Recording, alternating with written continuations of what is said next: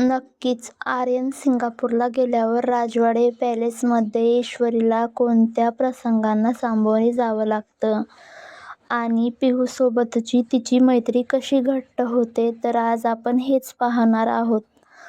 तर हाय, हॅलो, नमस्कार. आपण ऐकत आहात जबरदस्तीचे लग्न भाग 9. अनुपस्थितची ओढ आणि मैत्रपर्वाचा नवा रंग. राजवाडे पॅलेस. पहाटेची वेळ होती. बाहेर पावसाची रिपरिप सुरू होती. आर्यन सिंगापूरला जाण्यासाठी पहाटेच निघून गेला होता. तशी ईश्वरीला जाग आली तेव्हा खोलीत एक प्रकारची रिकामी शांतता होती. बेडच्या दुसऱ्या बाजूला पडलेली चादर अजूनही विस्कटलेलीच होती, जो आर्यन तिथे असल्याची एकमेव खूण होती. ईश्वरी सोफ्याजवळ गेली. ईश्वरीने हळूच त्या चादरीला स्पर्श केला. काल रात्री आर्यनने जाताना तिच्या कपाळावर ठेवलेला तो आश्वासक हात तिला अजूनही जाणवत होता. करायचं काय इतके दिवस? पूर्ण घर तर त्या विजयालक्ष्मी मॅडमच्या ताब्यात आहे. ईश्वरी स्वतःशीच फुटफुटली. तिने खिडकीचे पडदे बाजूला सारले. मुंबईचे आभाळ आज करड्या रंगाचे झाले होते. विजयालक्ष्मीची पॉवर टेस्ट आणि पिहूचा मास्टर प्लॅन. सकाळी 11 वाजले होते. ईश्वरी हॉलमध्ये पुस्तक वाचत बसली होती. विजयालक्ष्मी आपल्या 2 हाय सोसायटी मैत्रिणींसोबत म्हणजेच मिसेस ओबेरॉय आणि मिसेस खन्ना यांच्यासोबत तिथे आल्या होत्या. त्या दोघींच्या नजरेत ईश्वरीबद्दल एक प्रकारची तुच्छता होती. विजया, तुझी ही सून अजूनही साध्या सुती साडीत? आर्यनच्या स्टेटसचा थोडा तरी विचार करायला हवा तिने, मिसेस ओबेरॉयने सोन्याची चैन सावरत म्हटले.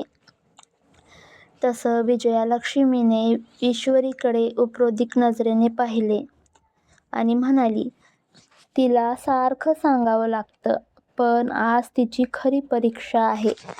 आज संध्याकाळी वुमन्स क्लबची चॅरिटी फॅशन शो आणि डिनर आहे. आर्यन इथे नाहीये, त्यामुळे ईश्वरी एकटीच जाणार आहे. बघूया ती कसं हँडल करते ते.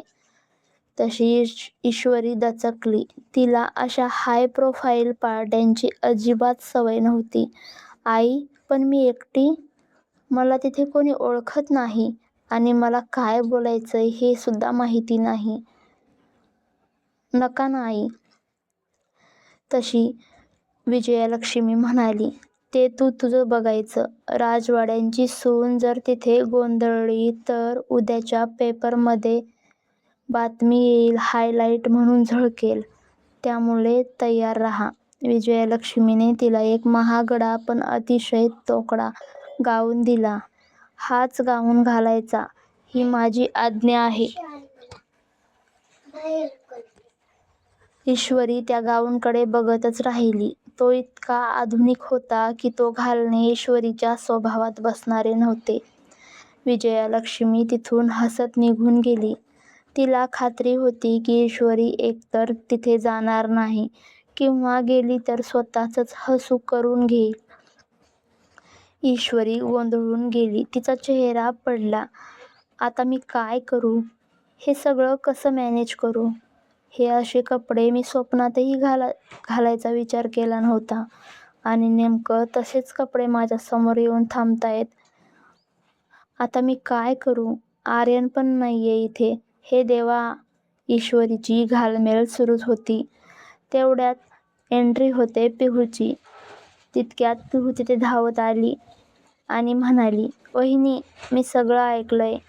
आई तुला ट्रॅप करतेय. तिला वाटतंय की तू तिथे साध्या मुलीसारखी वागशील आणि सगळ्यांसमोर तुझा अपमान होईल. तशी ईश्वरी म्हणाली, पिहू, मी काय करू ग? मला तो गाऊन घालायला अजिबात जमणार नाही. मला तसे कपडे नाही आवडत ग. ईश्वरीच्या डोळ्यात पाणी आले. तशी पिहू म्हणाली, अगं वहिनी, रडतेस काय? कुल कुल, इतकी सिरियस नको हो. डोंट वरी, मी आहे ना, मग चिंता करू नकोस. चॅरिटी शो आहे ना, मग आपण काहीतरी असं करू की सगळ्यांच्या नजरा तुझ्यावरच राहतील. पिऊ थोडासा विचार करून ईश्वरीला म्हणाली, वहिनी, आपण राजवाड्यांची सुनेची नवी व्याख्या तयार करूया. पिहूने आपले डोळे मिचकावले. तिने लगेच आपल्या काही डिझायनर मित्रांना फोन लावले. दुपारचे 3 तास पिहू आणि ईश्वरीने रूममध्ये बंद राहून काहीतरी गुपित तयारी केली होती. पिहूने ईश्वरीला वॉकिंग स्टाईल आणि कॉन्फिडन्स कसा ठेवायचा याचे धडे दिले. पिहू म्हणाली, वहिनी, तू फक्त ईश्वरी नाहीस, तू मिसेस आर्यन राजवाडे आहेस. तुझ्या शब्दात जरब हवी, ओके? त्यासाठी घाबरू नको. मी जे सांगितलं आहे ना, बस तसंच फॉलो कर, ओके ना? आणि महत्त्वाचं, चेहऱ्यावर कॉन्फिडन्स ठेव. बाकी मी हँडल करते.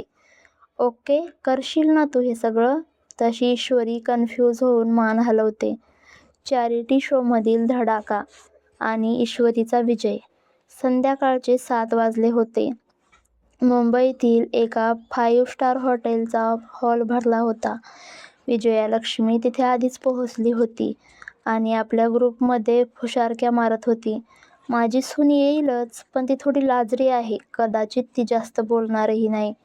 आणि अचानक हॉलचे दरवाजे उघडले गेले. अनाउन्सरने नाव पुकारले, प्रेझेंटिंग मिसेस ईश्वरी आर्यन राजवाडे. तशा सगळ्यांच्या नजरा दरवाजाकडे वळल्या. विजयालक्ष्मीला वाटलं होतं की ईश्वरी तो तोकडा गाऊन घालून अवघडलेल्या स्थितीत येईल, पण जे समोर दिसलं त्याने सगळ्यांचे श्वास रोखून गेले. ईश्वरीने विजयालक्ष्मीने दिलेला तो गाऊन घातला नव्हता. त्याऐवजी तिने एक इंडो वेस्टर्न लुक कॅरी केला होता. काळ्या रंगाची मखमली साडी, जी तिने एका मॉडर्न ब्लेझरसोबत ड्रॅप केली होती. गळ्यात राजवाडे घराण्याचा एक जुना ठुशीचा हार आणि डोक्यावर एक स्टायलिश अंबाडा. तिचा मेकअप मिनिमल, पण डोळे मात्र अतिशय बोलके होते. तिच्यासोबत पिहूसुद्धा अत्यंत स्टायलिश ड्रेसमध्ये होती. ईश्वरी अत्यंत आत्मविश्वासाने चालत होती.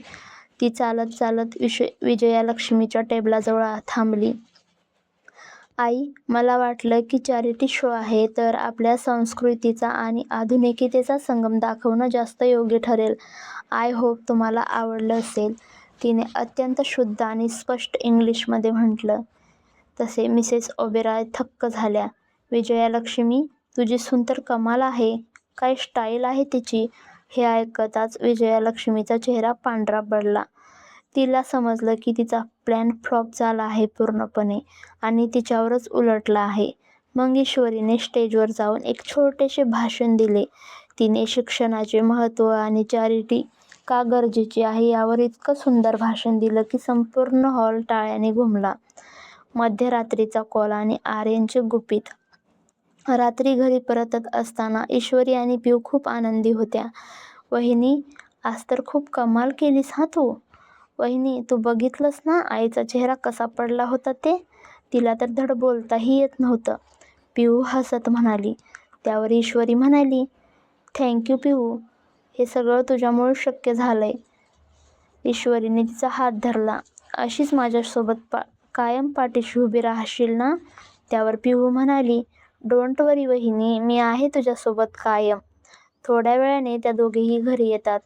घरी आल्यावर ईश्वरी आपल्या रूममध्ये गेली. तिला रूम आज खूप रिकामी वाटत होती. तिला आर्यनची खूप आठवण येत होती. तिने आपला फोन चेक केला, पण आर्यनचा एकही मेसेज नव्हता. तिला थोडं वाईट वाटलं, पण तितक्यात तिच्या फोनवर एक अनोळखी नंबरवरून कॉल आला. ईश्वरीने ते कॉल रिसीव्ह करत म्हणाली, हॅलो. ईश्वरीने विचारले. पलीकडून आर्यनचा आवाज आला. ईश्वरी, कशी आहेस. त्याचा आवाज थोडा थकलेला वाटत होता. ईश्वरी थोड्या काळजीत म्हणाली, तुम्ही ठीक आहात ना. म्हणजे हा नंबर तुमचा नाहीये म्हणून विचारलं. तसा आर्यन म्हणाला, मी ठीक आहे ईश्वरी. मग तुम्ही फोन का नाही केलात दिवसभर. ईश्वरीच्या आवाजात थोडी तक्रार होती. ते मी आज खूप बिझी होतो ना. पण समीरने मला आजच्या इव्हेंटचे फोटो पाठवले. तू खूप छान दिसत होतीस आणि ज्या पद्धतीने तू आईला हँडल केलंस, I am proud of you. आर्यनने अत्यंत हळुवार आवाजात म्हटले. तसे ईश्वरीचे हृदय जोरजोरात धडधडू लागले. आर्यनने पहिल्यांदाच प्राऊड ऑफ यू म्हटलं होतं तिला. हे ऐकून ईश्वरी म्हणाली, तुम्ही लवकर या ना घरी. मला तुम्हाला काहीतरी सांगायचं आहे. महत्त्वाची गोष्ट सांगायची आहे. आर्यन, या ना लवकर. तसा आर्यन कन्फ्यूज होऊन म्हणाला, महत्त्वाची गोष्ट? काय? सांग ना आत्ताच. आता नाही, ते मी तुम्ही आल्यावरच सांगेन, ईश्वरी लाजत म्हणाली. त्या रात्री ईश्वरीला खूप छान झोप लागली. तिला जाणवलं की आर्यन जरी लांब असला तरी तो तिच्या प्रत्येक हालचालीवर लक्ष ठेवून आहे. पण तिला हे माहीत नव्हतं की आर्यन सिंगापूरमध्ये एका मोठ्या बिझनेस संकटाशी लढत आहे आणि त्याने ते ईश्वरीला कळूही दिले नाही. विजयालक्ष्मीचा किचन बदला आणि पिहूची फजिती. दुसऱ्या दिवशी सकाळी विजयालक्ष्मीने नवीन डाव आखला होता. विजयालक्ष्मीने ईश्वरीला सांगितलं, ईश्वरी, आज घरात सत्यनारायणाची पूजा आहे. आर्यन उद्या येतोय. त्याच्या स्वागतासाठी ही पूजा हवी. पण आज महाप्रसाद तुला एकटीलाच बनवायचा आहे. पिहू तुला काहीही मदत करणार नाही. पिहूला विजयालक्ष्मीने मुद्दामून शॉपिंगला पाठवून दिलं होतं. ईश्वरी पुन्हा एकदा किचनमध्ये अडकली. तिला 50 लोकांसाठी जेवण बनवायचं होतं. ती एकटीच भाज्या चिरत होती तेव्हा तिचा हात कापला गेला. आह! ती जोरात ओरडली. तिच्या बोटातून रक्त येऊ लागलं होतं. तेवढ्यात तिथे कोणाची तरी सावली पडली. ईश्वरीला वाटलं विजयालक्ष्मी असेल, पण तिने वर पाहिले तर तिथे चक्क आबा उभे होते. आबा म्हणाले, काय झालं बाळा? हात कापला का? आबांनी काळजीने विचारले. त्यांनी लगेच फर्स्ट एड बॉक्स मागवला आणि ईश्वरीच्या हाताला मलम लावला. ईश्वरी, या घरात विजयाचं वागणं थोडं कडक आहे, पण तू हार मानू नकोस. तू या घराची खरी लक्ष्मी आहेस. तुला काही मदत हवी असेल तर मला नक्कीच सांग. आबांचा हा सपोर्ट ईश्वरीसाठी खूप मोठा होता. तिने त्या दिवशी आबांच्या मार्गदर्शनाखाली इतका सुंदर महाप्रसाद बनवला की विजयालक्ष्मीला एकही चूक काढता आली नाही. आर्यनचे परतणे आणि एक नवीन वळण. 4थ्या दिवशी दुपारी आर्यन सिंगापूरहून परतला. तो थेट आपल्या रूममध्ये गेला. ईश्वरी तिथेच त्याची वाट पाहत होती. आर्यनने आपली बॅग टाकली आणि तो सोफ्यावर बसला. तो आज खूप अस्वस्थ दिसत होता. ईश्वरीने त्याच्यासाठी पाणी आणलं आणि विचारलं, काय झालं? मीटिंग नीट झाली नाहीये का? आर्यनने तिचे दोन्ही हात पकडले. ईश्वरी, आपल्याला काही दिवस इथून लांब जावं लागेल. माझ्या कंपनीवर एक मोठं संकट आलंय आणि मला संशय आहे की घरातलीच कोणीतरी माहिती बाहेर लीक करतंय. मला तुझ्यावर पूर्ण विश्वास आहे म्हणून मी तुला सांगतोय. हे ऐकून ईश्वरी स्तब्ध झाली.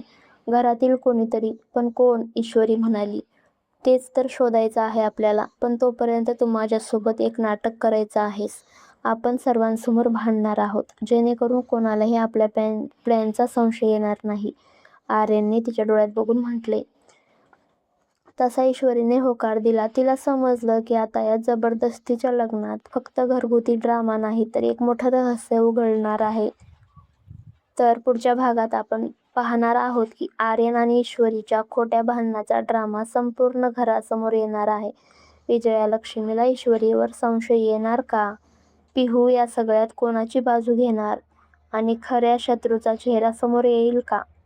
तर हे पाहण्यासाठी चॅनलला नक्कीच सबस्क्राईब करा आणि बाजूच्या बेल आयकॉनवर देखील क्लिक करा, जेणेकरून माझी सगळ्यात अगोदर व्हिडिओची नोटिफिकेशन तुमच्यापर्यंत लवकरात लवकर पोहोचेल. आणि जर कथा आवडली असेल तर लाईक, शेअर अँड सबस्क्राईब करायला मात्र विसरू नका. धन्यवाद. भेटूया पुढच्या भागामध्ये.